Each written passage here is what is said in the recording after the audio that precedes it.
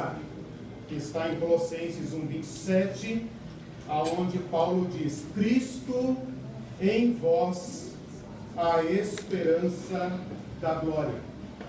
Cristo em nós, o fato de que Cristo está em nós, gera uma esperança concreta para o futuro.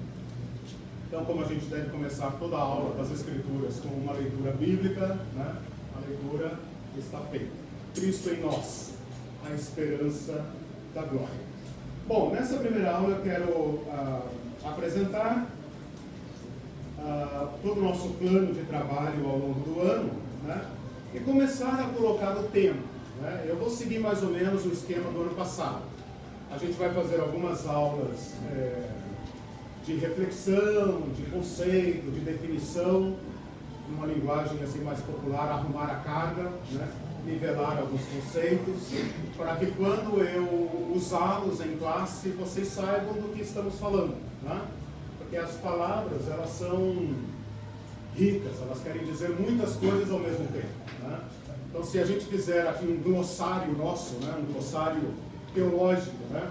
Quando eu me referir à teologia da esperança, vocês já vão ter assim uma certa definição do que eu estou querendo dizer. Depois nós vamos partir para estudo de textos bíblicos, né? Analisando textos, analisando termos, analisando a riqueza da teologia bíblica a respeito do tema, e quem sabe, né, se o Senhor permitir, lá mais para o final do ano, a gente fazer algumas coisas de trabalho mais prático, né, de aterrissagem, né, dizer, e como viveremos agora, à luz do que a palavra de Deus está nos desafiando, está nos propondo, né, como viveremos então agora, né? Então esse é mais ou menos o roteiro, né? Eu tenho falado, a Irene experimentou um pouco das minhas reflexões enquanto nós estávamos de recesso, né? Eu tenho pensado numa necessidade de levar nossa fé às últimas consequências. Porque às vezes nós falamos assim vagamente, né? Esperamos a volta de Jesus, né? Morreu no Senhor, ou reinaremos com Cristo, ou vamos para o céu, né? Mas é tudo tão vago, assim, tão, né? Que se passar deste primeiro diálogo, desta primeira reflexão, a gente ficaria assim meio com cara de planta, pensando, meu Deus, o que nós esperamos mesmo, né? Como nós podemos esperar o que não sabemos, né? Como alguém pode estar no ponto de ônibus sem saber que ônibus vai pegar, né? Então assim, se a gente não levar a nossa esperança, os termos da nossa esperança, o conteúdo da nossa esperança, as últimas consequências, né? Então assim, se nós falarmos em ressurreição, vamos abrir essa caixa e ver o que tem dentro, né? Vamos pensar mais concretamente, vamos tentar cavar um pouco mais fundo, para que a nossa esperança crie substância, né? Para que a gente saiba mais concretamente aquilo em que cremos. É natural que esses temas sejam muito desafiadores, né? Em que a gente vai andar aqui meio que tateando no escuro, né? Como Paulo fala, olhando como que por espelho, né? Olhando meio nublado. A nossa vista, né, não alcança muito à frente, né? Então nós vamos ter que olhar assim como quem aperta o olho para tentar olhar para além, né? Aonde não é próprio do ser humano enxergar. Não é próprio do ser humano enxergar o futuro, né? Nós temos uma ânsia pelo futuro e ao mesmo tempo o desconhecemos por completo, a menos que alguém nos fale sobre ele, né? E Cristo nos falou sobre ele. Por isso eu li esse primeiro texto, né? Cristo em nós gera uma esperança, né? Que Pedro vai dizer, uma esperança que não murcha, que não seca, que não desfalece, quer dizer, uma esperança concreta, né? Então é sobre esse tema que eu quero conversar assim longamente com vocês, explorando como alguém que garimpa, né? Como alguém que está buscando pérolas mesmo para tentar achar respostas para essa nossa angústia humana em relação ao futuro, né? Então eu gostei dessa expressão, né? Vamos levar isso às últimas consequências, né? Vamos abrir essa nossa esperança cristã para ver o que tem dentro de fato, né? Vamos parar de falar palavras vazias, né? Porque quando a gente é criança, tudo bem, né? Mas nessa idade nossa, né? Sofrendo tudo que nós sofremos, questionados como nós estamos sendo, desafiados por todo lado, dentro e fora da igreja, né? E há cristãos que não têm mais esperança também, né? Então nós precisamos olhar o que de fato Cristo nos deu, né? Saber mais concretamente o que de fato esperamos, né? Para então vivermos uma vida cristã mais saudável, mais animada, mais impulsionada, né? Não é possível que nós tenhamos Cristo e vivamos acabrunhados, né? Desanimados, prostrados, né? Confusos com a nossa fé, né? Então nós precisamos abrir esses conceitos. Esse nome Teologia da Esperança que eu dei ao curso, ele vai partir da reflexão sobre esperança teológica, esperança cristã, né? Daqui a pouco eu vou falar mais sobre isso. Não é uma esperança vaga, esperança popular, né? Quando a gente fala esperança, estou me referindo à teologia, à esperança da Bíblia, a esperança cristã, né?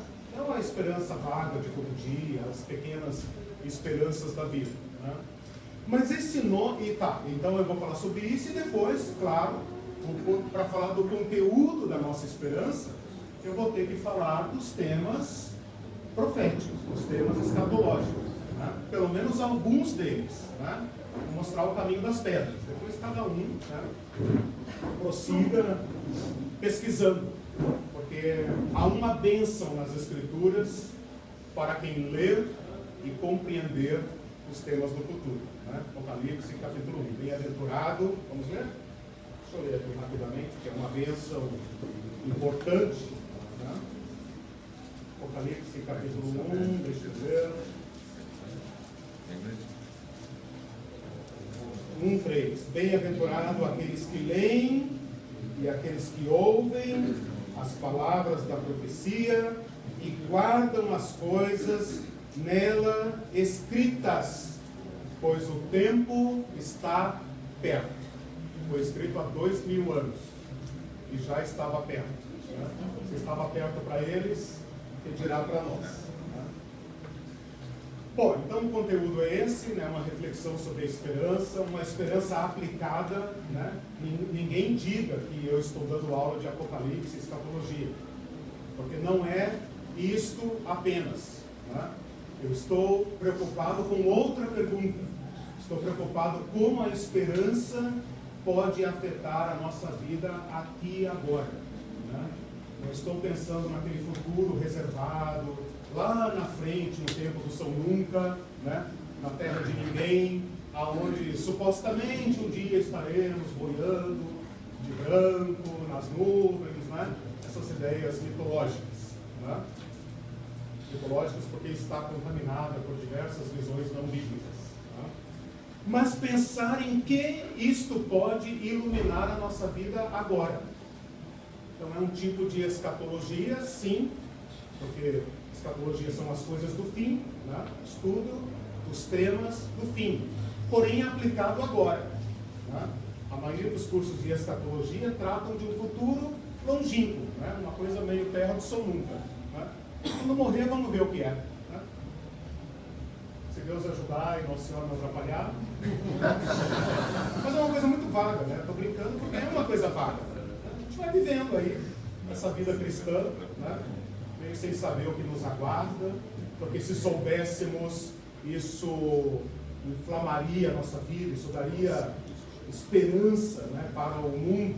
As pessoas perceberiam, e percebem, claro, né, a nossa esperança. Mas se isso for mais consciente, o resultado será melhor. Esse tema, Teologia da Esperança, eu vou apresentá-los a vocês como um tema que já existe, né? Não fui eu que inventei esse nome bonito, né? Esse tema, vou apresentar para vocês o tema, né? Esse tema, se alguém quiser pesquisar, foi criado por um teólogo alemão chamado George Moltmann, ou em alemão, Jürgen, Jürgen Moltmann.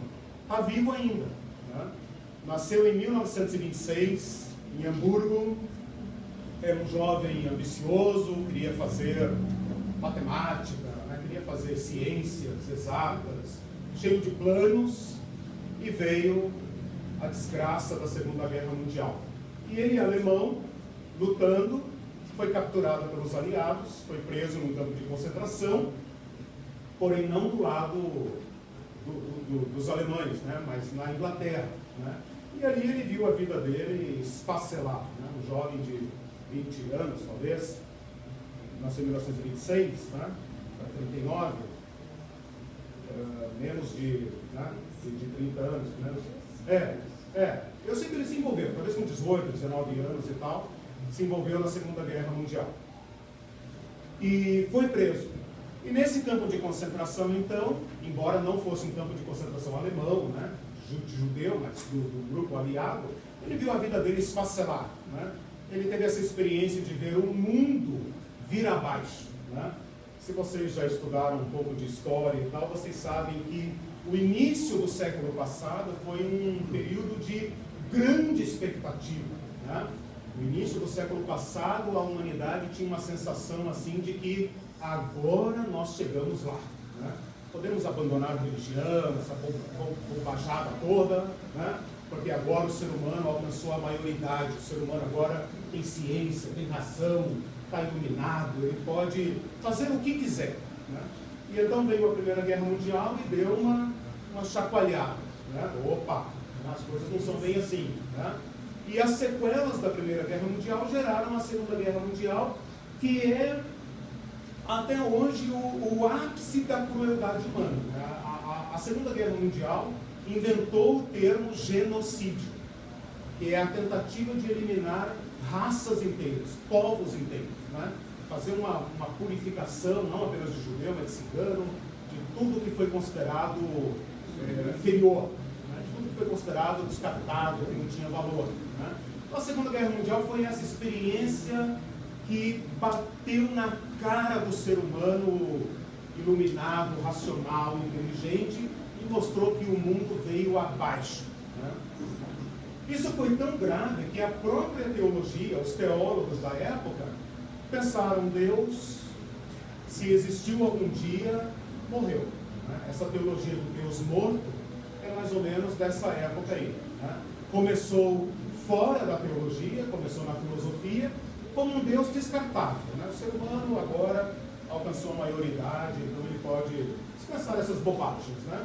Como alguém que aprende a andar de bicicleta com as rodinhas, depois chega num ponto que ele já sabe andar e descarta essas bobagens de religião, mais ou menos assim, né? Mas o pessimismo da Segunda Guerra Mundial afetou tão profundamente essa mentalidade humana que a própria teologia começou a questionar Deus. E a pergunta que se fazia era: como falar de Deus depois de Auschwitz? Como falar de Deus? Como nós podemos crer num Deus bom, amoroso, que quer o bem da humanidade e tal, depois disso? Então houve um grande pessimismo, uma grande depressão mesmo, né? Muito profunda em todo o mundo, especialmente na Europa, que era o centro da teologia, né? A Alemanha era, e é ainda hoje, né, quase impossível estudar teologia mais profundamente sem topar com um alemão no meio do caminho, né? A Alemanha é a sede da teologia até hoje. Esse George Moltmann, vou chamar de Jorge em português, né? Esse George Moltmann, ele conheceu a Cristo dentro do campo de concentração. E Cristo ascendeu dentro dessas trevas da depressão, de ver o mundo vir abaixo, né? Nenhum de nós teve essa experiência de ver o mundo que existe vir abaixo, né? Despencar, desmoronar completamente. Dentro dessa situação ele conheceu o Evangelho, num campo de concentração, foi evangelizado. E isso acendeu dentro dele uma razão de viver, um sentido para a vida, uma alegria de viver, que ele quando saiu do campo de concentração, em 1948, ele foi preso em 45, então tinha 19 anos. Né? Ele ficou preso após a guerra, né? De 45 a 48. Né?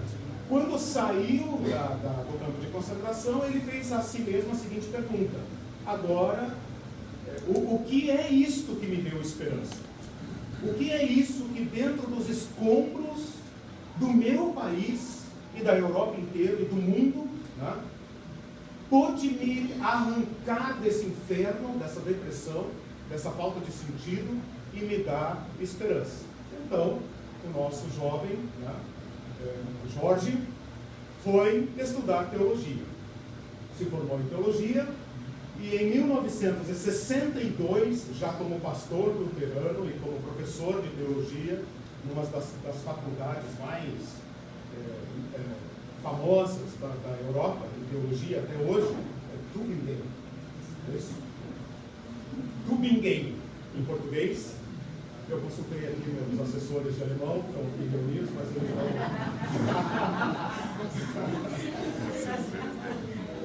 Ele então resolveu colocar por escrito aquilo que ele havia então descoberto. Né? E então ele lançou uma obra chamada Teologia da Esperança. Né? Existe por aí já em português, é um catatal assim, uma leitura técnica meio pesada, né? Mas se alguém tiver a oportunidade de ler só a introdução, porque depois ele vai fazer uma série de questionamentos, ele vai dialogar com a alta teologia, então é uma leitura pesada. Mas se alguém tiver interesse no tema, quiser pesquisar o nome dele, escreve Jürgen, né? Jürgen Moltmann, né?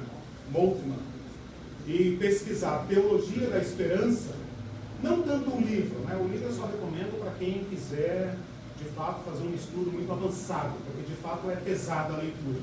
Mas se alguém puder ler só a introdução ou artigos que tratem da Teologia da Esperança, vocês serão provocados a pensar junto comigo, né? Junto com o que nós estamos tratando aqui. Tá? Então o que eu estou falando até agora? Estou justificando a escolha do tema. Estou dizendo que esse tema tem uma história, né? E uma história exemplar. Né? Eu acho que nenhum de nós aqui experimentou algo como a Segunda Guerra Mundial. A gente pode ter enfrentado algumas guerras mundiais em casa, né? Na família, algumas tragédias pessoais, né? Porque basta muito pouco para o nosso mundo pessoal cair, né? A morte de alguém, uma grande, né? Uma tragédia pessoal, basta para colocar seu mundo de perna para o ar e fazer você perguntar: que raio eu espero dessa vida? Para que eu vivo? Qual o sentido disso? Olha a idade que eu estou, olha o que a vida fez comigo, etc, etc. Quer dizer, nós podemos, por muito menos, né? Por muito menos, ver a nossa vida em colapso. Eu estou apresentando para vocês alguém que viu não apenas seu mundo particular cair, né? Mas o mundo de fato cair, e encontrou uma bomba de esperança dentro do caos e se perguntou o que é isto que pode dar esperança. Né? E então um alemão da área de exatas, né, foi levado a se tornar um dos maiores teólogos do século XX. E está vivo ainda. Né? Se você pesquisar em imagens no Google, você vai ver que ele é um senhorzinho, vai fazer 90 anos esse ano, acho que agora em março, agora, abril, por aí, vai fazer 90 anos, provavelmente, se pesquisar, vocês vão ouvir falar sobre isso, já teve no Brasil algumas vezes, e ele é a alegria em pessoa. É difícil achar uma foto dele sério. Ele é a felicidade em pessoa. Ele está sempre rindo, ele é cheio de vida. Né? Então você tem aí um testemunho de alguém que encontrou a esperança. Se você ler a introdução desse livro dele, vamos ver se a gente consegue copiar e trazer, colocar à disposição, eu tenho o livro. Ele faz uma crítica aos crentes. Ele fala: como foi que a igreja perdeu a esperança? Como foi que a igreja esqueceu a esperança? Como foi que a igreja deixou de fazer da esperança o seu carro-chefe? Porque quem tem o que a igreja tem, quem conhece o Cristo, deveria anunciar a esperança ao mundo. Deveria mostrar ao mundo que há uma correspondência a essa ânsia que eu tenho por dentro. Todo mundo quer que a sua vida dê certo. Ninguém vive para nada. Ninguém vive como um cachorro, como um gato de rua, né? E vive hoje, agora, né? Come um pouquinho ali, faz uma caquinha ali, e é isso. Ninguém consegue viver assim. Nós temos uma ânsia de vida, uma ânsia de que a nossa vida chegue em algum lugar. Ora, a igreja sabe a resposta. Então a pergunta de última é essa: como foi que a igreja perdeu isso? Como foi que a igreja se deixou levar para esse mesmo discurso do mundo? Como foi que os teólogos se tornaram pessimistas? Por que é que nós não falamos das bênçãos futuras? Qual foi a última vez que você ouviu um sermão sobre as bênçãos futuras? Qual foi a última vez que você ouviu um sermão dizendo: meus irmãos, não quero que vocês durmam como os demais que não têm esperança? O apóstolo Paulo, 2 Tessalonicenses, né? Primeiro e 2 Tessalonicenses, um dos temas que nós vamos estudar. Não quero que vocês durmam como os demais que não têm esperança. Consolem uns aos outros com estas palavras. Então, como foi que nós nos tornamos casmurros? Como foi que nós transformamos nosso evangelho em murmuração, em reclamar do mundo, da inflação, do governo, porque isso, porque aquilo? Então, como foi que nós fomos parar nestas fileiras? Em que sentido a esperança muda a nossa maneira de ver o mundo? Em que sentido a esperança de Cristo, o fato de que foi nos dada uma vida plena? Como foi que isso se perdeu? E por que é que isso não influencia nossa postura agora? Que não é uma Segunda Guerra Mundial, mas é inflação, é desemprego, é crise, é corrupção, a gente não quer mais nem ver jornal, etc. A gente quer fugir desse mundo e ir para o céu. Né? Os crentes durante muito tempo fizeram isso, né?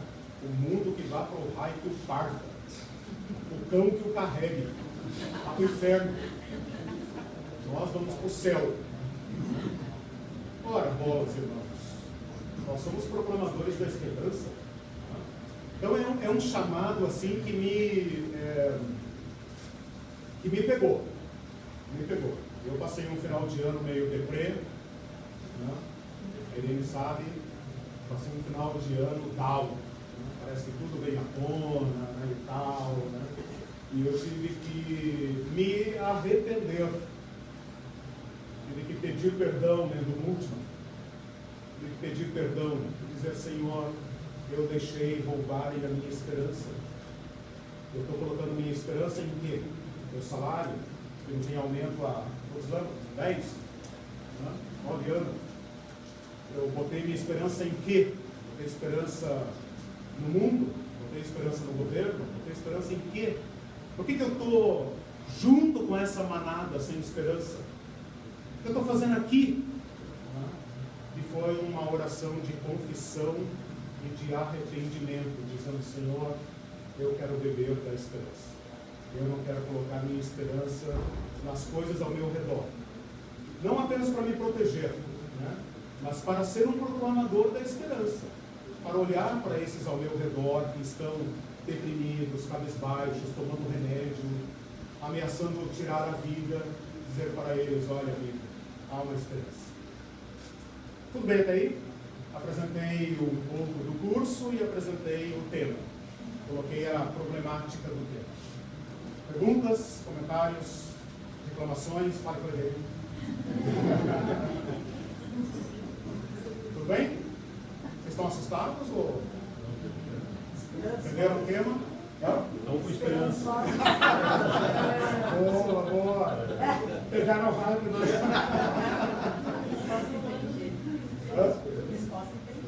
Sim.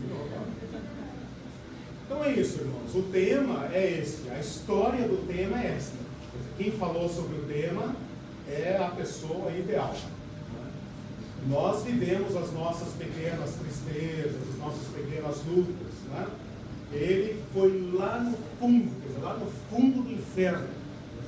A luz brilhou para ele e ele falou: o que é isso que me deu esperança? Olha que interessante, primeiro ele teve esperança, depois ele foi entender o que era a esperança, o conteúdo da esperança. Nós também temos esperança. A minha proposta nesse curso é: vamos abrir esta nossa esperança, vamos levá-la às últimas consequências, vamos ver o que ela tem mesmo, para que a esperança não seja apenas um slogan nosso. Com Jesus tudo bem, estou feliz. Né? Lá fora, né, para o mundo, eu sempre tive uma certa bronca desses crentes slogan, né? Odeio slogan. Com Jesus tudo bem, sempre cantando, sempre feliz. Né? Mas vamos ver o que tem dentro disso. Né? Vamos deixar as nossas perguntas, nossas angústias virem para fora. E falar: para onde é que nós vamos mesmo? Ontem nós despedimos um irmão da célula, né? Foi para o Senhor. Né? Eu estava falando para ele: para onde nós vamos mesmo agora? O que está lá? Sepultamos o seu corpo, o que é que está lá? É um fantasminha? Uma coisa, como é que fala? Transparente? Que é isso que nós somos? Quer dizer, e cremos na ressurreição, e ela foi cremada. O que é ressurreição? O que Jesus nos prometeu de fato? O que Ele é agora, que nós também seremos? A palavra tem algumas respostas. Vamos fazer essas perguntas. Né? Mais ou menos essa ideia. Tem um livro que chama Em Busca de Sentido, Viktor Frankl. Ah, sim. Ah, sim. Sim. Eu lembrei muito dele quando você estava falando do campo da concentração. Falando de sentido. Tá. A Celci está lembrando do Viktor Frankl, que também foi um psicólogo,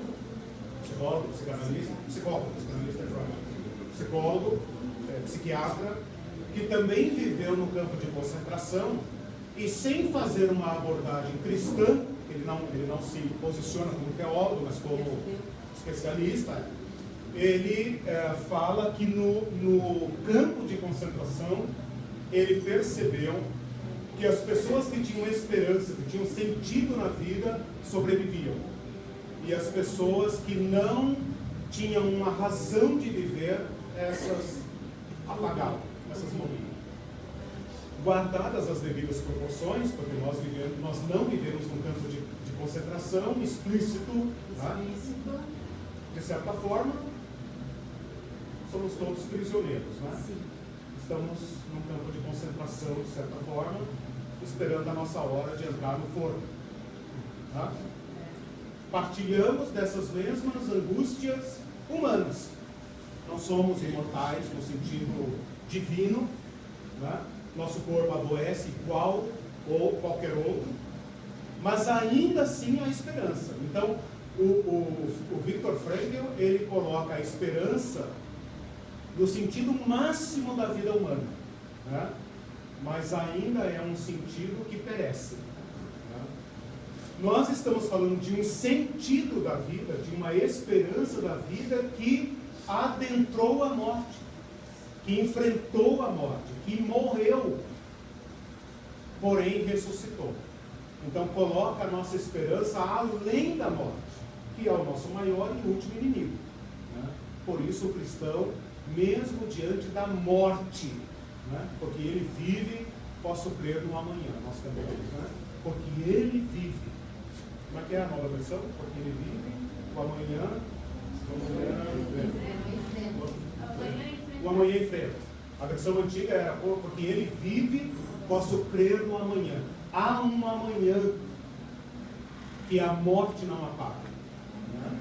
Pedro usa a expressão imarcessível. Alguém sabe o que é isso? Não?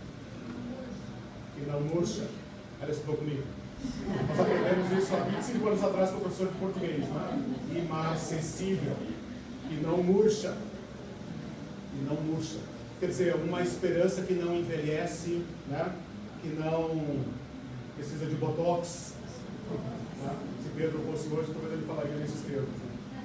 Que não envelhece, que não perece, né? Uma esperança que nem a morte pode apagar.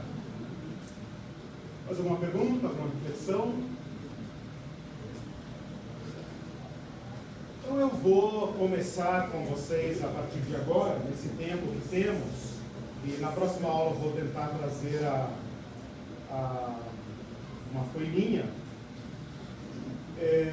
pensar um pouco sobre esperança. Vamos, digamos, isolar o vírus, né? Vamos definir agora, né? Delimitar estritamente aquilo que nós queremos dizer. A esperança é uma palavra de todo ser humano. Né? Ninguém vive sem esperança. Né? É próprio do ser humano. Né? Por quê? Por que nós somos cativos da esperança? Né? Estou falando dessa esperança a miúde, né? A esperança do dia a dia, a esperança. Né? Nós esperamos diversas coisas. Nós vivemos de esperança. Né? Por que razão nós somos assim? Né? Teu cachorro tem esperança? Tu não sabe, né? Tu não sabe, porque não tem como, né? O teu gato tem esperança? Tem 7 vidas, né? Pode ser que... Né? Na hora de alimentar, pode ter emoção, né? Está esperando que aquele alimento tenha então, sinal, okay. uma ordem e tal, ele espera, né? Quer passear, abre o portão, Sim. ele quer ir para fora. Ó, Silzinho está defendendo aqui uma esperança zoológica. O cachorro espera a hora de comer, ele espera que você o alimente, ele espera que você o leve para passear e tal. Veja como a palavra esperança é ampla. Né? É ampla. Então, assim, nós estamos num amplo conjunto de sentidos, de significados, né? Para a palavra esperança. Então, a gente tem que ir cortando fora, né? Esses termos que não vão nos ajudar aqui agora. Né? Mas, pensando assim na esperança do ser humano, essa esperança psicológica que nós temos, essa necessidade de esperança, né? Nós podemos ir tirando essas esperanças, tipo, esperar o ônibus, esperar o médico, esperar o avião, esperar como é que é o dia do salário. Esperar o aumento. o dia do salário, o aumento. Né? Então, uma série de coisas que nós podemos falar, eu espero. Né? Então nós temos que ir limpando o conceito até termos na mão, né, a esperança que Cristo é. Né? Essa esperança teológica. É o mais difícil. Então, e a gente espera, né, irmão? A gente tem e espera. Então a esperança tem isso. A esperança pode ser algo definido, tipo, o médico marcou às 10. Eu estou aqui esperando. Vai atrasar um cadinho, mas eu estou esperando. Ou eu posso esperar o aumento do salário que nunca vem, mas eu espero. Porque eu preciso, né? Eu não posso abrir mão. Não posso ficar feliz com o salário mínimo. Tem que querer o aumento. Né? Diga. Será que o dia a dia não nos condiciona a ter esperança? Porque um dia você recebe o salário, o aumento do salário. Sim. Então você pensa que no futuro você pode vir a ter um aumento do salário. Olha que interessante isso. Essa é um tipo de esperança, porque veja, eu falei assim, nós não sabemos nada sobre o futuro. Você pode olhar para minha cara e falar assim, não sabemos. Amanhã é segunda-feira, vai ser dia o quê? Dia 7 de março, eu vou fazer isso, vou fazer aquilo, etc. Né? Vai ter sol. Né? Nós sabemos sobre amanhã. Na verdade, nós sabemos por condicionamento. Porque o passado tem sido assim, nós projetamos uma ficção chamada amanhã. De fato, nós estamos presos no agora. Nós estamos presos no agora. Ontem é uma memória, não existe mais. Máquina do tempo só na ficção. Né? Viaja pelo mundo, encontra sua mãe na quinta série, etc. Ficção. Né? A gente consegue fazer esta projeção. Mas ontem é memória. Acabou. Não existe mais. O que fez, fez. O que não fez. Acabou. O amanhã é uma projeção fictícia. Nós estamos presos de modo inescapável no agora.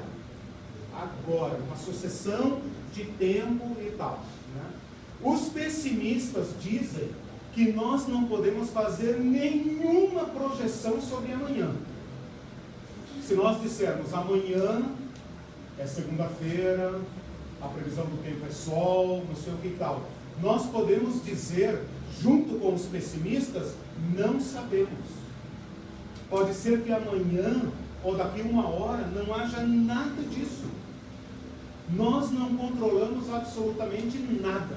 Então, num sentido muito radical e quase inimaginável, o futuro é para nós cada segundo que eu estou falando esta frase agora, né, que eu levei 5 segundos para falar. Cada um momento seguinte é impenetrável para nós. Você só o vive quando está nele. Entende? Então isso que a irmã falou é importante. Nós projetamos o futuro com base no passado, que está na nossa memória. Mas a hora seguinte, vou falar a hora seguinte, porque os segundos vão correndo e eu estou comendo eles, né? Estou comendo eles, né? Comecei essa aula 9h10 e já se passaram. Esse tempo agora já é futuro em relação ao início da aula. O início da aula já é memória. Já foi. Né? E o final da aula é futuro. Né? E nós projetamos esse futuro. Mas pode ser que ele não exista. Pode ser que ele não chegue. Pode ser que ele não venha. E pode ser que ele venha de um modo como você não imaginou. Tá? Então, assim, efetivamente, o futuro é absolutamente impenetrável. Nós o projetamos como ficção. Agora, junto a isso, tem um problema grave. É justamente a consciência que nós temos da passagem do tempo. Então, veja, o que é a nossa vida? Nós estamos indo para frente, né, segundo após segundo, minuto após minuto, para um desconhecido completo. Essa máquina da vida não para, ela nos empurra para frente. O início da aula é passado. Estou agora, neste momento, falando, e o tempo está passando, a ampulheta, né, está correndo, né? E o futuro, o final dessa aula é futuro, e nós temos consciência disso, temos expectativa disso, porém o desconhecemos por completo. Deste drama surge o grito da esperança. Eu preciso garantir que o meu futuro seja pacífico, tranquilo e bom, porque eu não consigo parar de ir para ele, mas eu não o conheço. Então, se por um momento você conseguir, tira Deus da história, vamos fingir que Deus não existe, vamos fingir que nós não temos nenhuma profecia, nada. Sentiu o peso? Consegue sentir? Nós não conseguimos ficar neste pensamento, porque ele é enlouquecedor, ele é terrível. Nós fugimos dele, fugimos para o lazer, fugimos para o shopping, fugimos para a bebida, fugimos para o prazer. Nós queremos esquecer isso. Mas esta é a mais dura realidade, que nós estamos sendo empurrados para um futuro e não tem freio, não tem como deter isso. Nós estamos numa esteira rolante, né? Está indo, né? A esteira rolante, para mim, é a ideia perfeita. A escada ainda sobe, a escada rolante ainda sobe. A esteira, você está ali, você pode parar, sentar, andar, fazer o que você quiser. Ela está te... E você não sabe onde ela vai dar. Não sabe o fim dela. Este seria o contrário da esperança. Se você conseguir pensar nesta realidade, você vai conseguir também entender o que Cristo é para nós. Ele é aquele que está no amanhã. Ele é aquele que está no futuro. Ele é aquele que já do futuro nos chama. Por isso que eu estou falando de escatologia. O que é escatologia? Estudo do fim. O fim virá. Para o nosso irmão foi ontem. O fim virá. Ele está no final da nossa esteira rolante. Virá. Virá o fim das coisas. As coisas não são eternas. Pode demorar 5 bilhões de anos, como diz a ciência, para o Sol se apagar. Né? Mas virá. Isso ninguém mais tem dúvida. A matéria não é eterna. Né? Mas o nosso Senhor já está lá. Então isso é uma escatologia, um fim bom. Cristo é a esperança da glória. A glória está no futuro. A glória não está aqui. Aqui está a dor, sofrimento, angústia, corrupção, tristeza, decepção, mágoa e alegrias também, evidentemente, senão a gente ficaria louco. Né? As alegrias, prazer, diversão, churrasco, pizza, né? No sentido literal, gastronômico. Né? Mas ele já está lá. Ele entrou lá por nós. Como Deus, ele já estava lá. É eterno. Mas está lá como um de nós, ressuscitado. Nós seremos o que ele é. Ele é o primeiro de nós. Depois da ressurreição, Jesus não é mais o unigênito Filho de Deus. Ele é o primogênito entre muitos irmãos. As primícias, os primeiros frutos de uma nova realidade. Isso é escatologia, futuro. É o sol que está lá de trás do monte, né? Que ainda não iluminou nossas trevas, mas que os primeiros raios já iluminam a minha vida. E me faz crer que haverá uma manhã. Mesmo que agora eu esteja tropicando, né? Haverá uma manhã. Porque Ele ilumina meu presente. Então nós somos chamados a viver no presente a luz da esperança. No presente, aqui e agora. Nós não vamos mandar o mundo para o raio que o parto. Nós vamos amar esses outros cabisbaixos, acabrunhados, deprimidos. Nós vamos amá-los. Nós vamos querer repartir esta esperança com eles. Vamos querer que eles também renasçam para a esperança. Esse grito que você tem por dentro, de que tua vida dê certo, há alguém que ouve lá. Não é um grito vazio. Né? Mas nós vamos viver aqui à luz da esperança. Nossa vida não se resume a isto aqui. 1 Coríntios capítulo 15, né? Se a nossa vida se resume ao agora, somos os mais miseráveis dentre os homens. Comamos e bebamos, porque amanhã, essa é a vida humana. É só o que temos, só o que resta. A esperança cristã nos chama para cima e para o futuro. E por causa daquele que chama, nós não temos medo. Nós vamos para ele. Primeiro a irmã lá, depois aqui.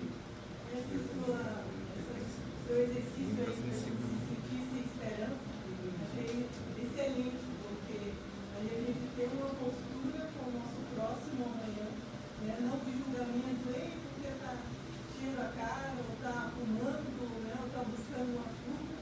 Mas eu senti um pouquinho que é não ter. E por saber que a nossa esperança, outra coisa, explica também a variedade de religiões, né? Sim, sim. E também faz a gente ver se a minha crença é na verdade, né? Que feliz eu sou e que obrigação eu tenho de repartir. Sim, perfeito, perfeito. Veja, o que nós estamos fazendo aqui é uma limpeza de conceitos, né? Porque não significa que aquele que não é nascido de novo não tem esperança. É otimista. Ele projeta o futuro e ele alimenta a vida dele com essa esperança. O que eu estou tentando identificar é onde é que a nossa esperança está, o que ela é e no que ela difere destas esperanças do mundo. Porque ninguém vive deprimido, né? As pessoas amanhã na rua estão lá de novo esperando o salário. Não virá, mas ele está esperando. E se ele perder essa esperança, ele morre. Então as pessoas têm esperança. Se não tiver esperança, fica louco, vai para o psiquiatra, sai matando todo mundo na rua, né? Diga, meu irmão. Acho que agora você só reforçou o que eu ia colocar, justamente nesse sentido, que nós sabemos que, como você falou, que nós temos o agora. Sim. O agora é a única coisa que nós temos de fato. Né?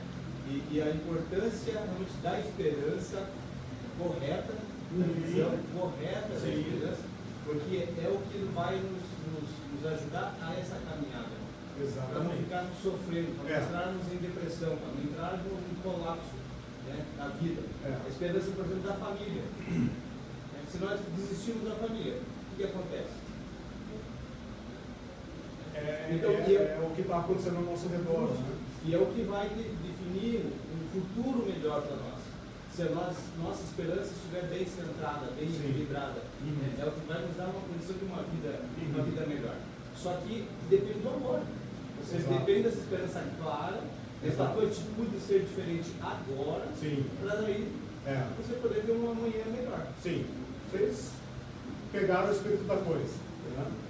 Nós vivemos buscando esperança. Nós criamos esperanças, criamos utopias, né? Nós criamos um mundo melhor. Como é que é aquela musiquinha do Ano Novo lá, né? Este ano quero paz no meu coração. Quem quiser ter um amigo que me dê a mão. Nós queremos esperança. Nós não podemos perder. Se nós perdermos, nós entramos em colapso. Depressão, droga, o cara que mata a família inteira e depois se mata. Todo dia. As vítimas da desesperança, que é o contrário da esperança, desespero. Não esperam mais nada. O que eu estou fazendo aqui? Minha vida não faz diferença. Uma pessoa já me falou: que diferença faz se eu vivo ou não vivo? Que diferença faz? Olha, as pessoas estão se matando todo dia. Todo dia o desespero está ceifando vidas. Tá? Então, nós precisamos de esperança, seja ela falsa, etc, seja lá o que for. O que nós estamos fazendo é isso que o meu irmão disse. Nós estamos querendo, eu usei a palavra no início, isolar o vírus, né? Porque quem trabalha com medicina, com química e tal, tem que isolar aquele elemento ali, né? Isso aqui é uma variação, isso aqui é não sei o quê, isolar. É uma linguagem científica, né? Vamos isolar o que é a esperança que Cristo deu. Porque as demais esperanças nós temos, nós compartilhamos até com o cachorro, segundo a Silzinho, né? Nós também esperamos o almoço daqui a pouco, porque todo dia, no meio do dia, nós comemos. Se faltar o almoço no meio do dia, vai dar uma desesperança gástrica, né? Então assim, nós temos diversas esperanças. Mas eu quero dizer, não é disso que Jesus está falando. Não é disso. Não é isso. Isso é otimismo. Você é uma pessoa naturalmente otimista. Não olhe para o seu irmão mais tímido e diga que ele precisa se converter, rapaz. Esse é teu temperamento, teu jeito de ver a vida. Calma. Estou falando daquela esperança que nada corrói. Porque é gestada, gerada, produzida por um Cristo que não envelhece. Eu me alimento dela. Aconteça o que acontecer amanhã, eu me alimento dela. E eu ficarei em pé, ainda que com os joelhos tremendos, como diz Hebreus, né, as mãos fracas, e eu me alimento dela. Eu não perderei a esperança. Porque não é uma esperança baseada no governo, não é uma esperança baseada no meu salário, não é uma esperança baseada na igreja, certo? Não é uma esperança baseada em nada dessas coisas. mas é uma esperança que o Eterno me dá. É o sol que nasce, né? Não é a minha velhinha aqui, a minha luz, o meu candeeiro que ilumina meu caminho. É o sol que eu vejo lá, os primeiros raios, né? E à luz dele eu vou vivendo a minha vida. Fala mais alto.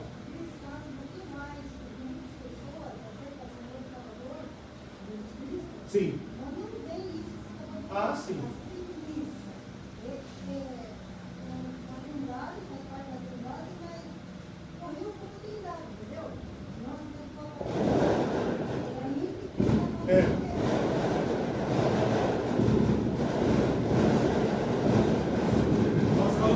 Nós vamos mexer nesses textos. Alguém está com esperança.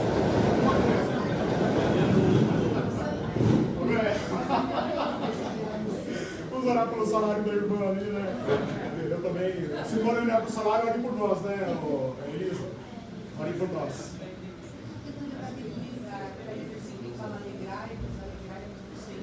Outra vez no dia, alegrai-vos.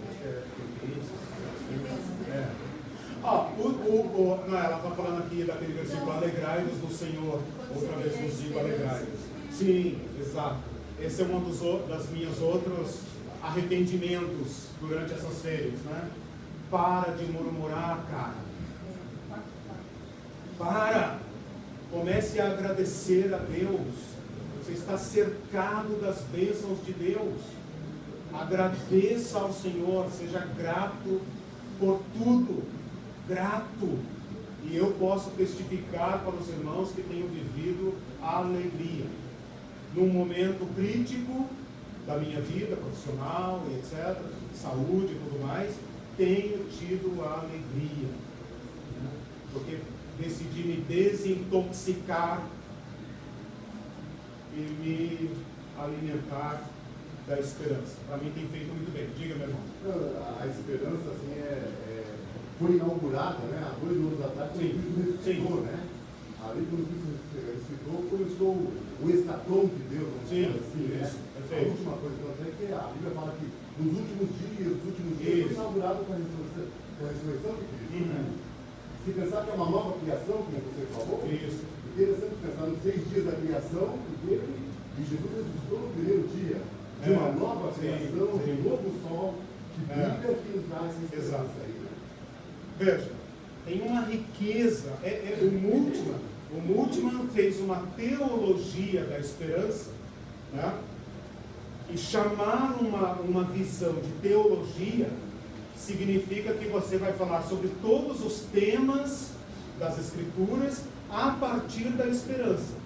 Então, se nós fizermos esse exercício, nós vamos ver que a Bíblia toda fala da esperança, né? O irmão acabou de lembrar ali da criação, né? A Bíblia fala de uma nova criação, de uma regeneração. Fala que nós somos novas criaturas, nova criação em Cristo Jesus. Nós somos precursores de uma criação que ainda não veio. Eu fico indignado, irado no meu coração, quando eu vejo cristãos alinhados com a mesma mensagem do mundo, fazendo as mesmas piadas, os mesmos xingamentos. Nós somos representantes, embaixadores de um reino que virá. Não podemos nos comprometer com nenhuma ideologia, com nenhum posicionamento da sociedade a respeito do mundo que não seja o do reino que virá. Nós podemos viver o mundo, nós podemos votar, ser votado, nós podemos fazer como cidadão muitas coisas, mas à luz da esperança. Nosso compromisso não se esgota aqui com nenhum movimento da sociedade. Se nós perdermos isso, irmãos, nós seremos lixo para o mundo. Se o sal não salgar, para nada mais presta. Se você estiver sendo pisoteado no meio dos ímpios, lembra disso. Lembra disso. E se você não a assumir a esperança, se você não assumir seu papel à luz da esperança, o mundo não te ouvirá, o mundo te desprezará. Se Cristo não morreu, o irmão ali falou da ressurreição, do escatom, se Cristo não morreu, é vã a nossa fé. É vã a nossa fé. E nossa pregação será mentirosa. E ainda atribuiremos mentira a Deus. E seremos os mais miseráveis dentre os homens. E de fato é. Porque crente não faz isso, não faz aquilo, né? Não pode transar, não pode comer, não pode beber, não pode ir em balada, não pode nada, não pode nada. E ainda também não espera nada. Ora, bolas. Essa é a vida mais miserável que pode ter. Então vamos comer e beber. Amanhã vamos morrer mesmo. Vamos junto com a manada. Comamos e bebamos, porque amanhã morreremos. Vamos pelo menos nos divertir enquanto a vida. Se nós rejeitamos esse império das trevas, é porque nós estamos no reino da luz. Não tínhamos esperança, mas agora temos esperança. Onde que está isso? 1 Pedro 2,9? Ele fala isso. Vós que antes não tinham, ou é 1 Pedro, ou é Efésios 2.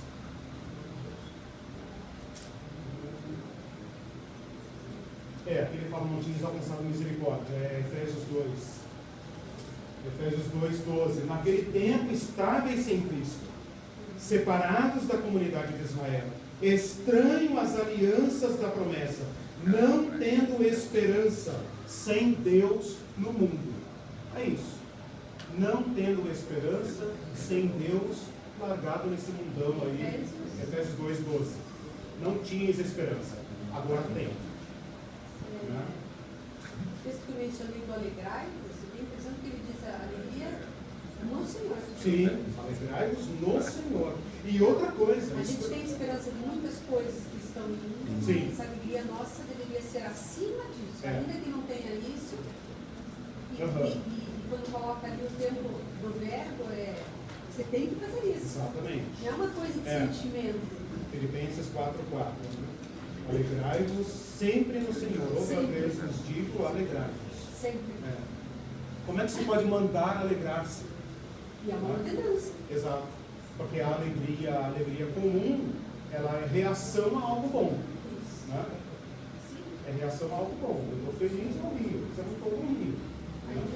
Mas aqui é uma alegria no Espírito, alegria no Senhor. Alegrem-se. Façam isso.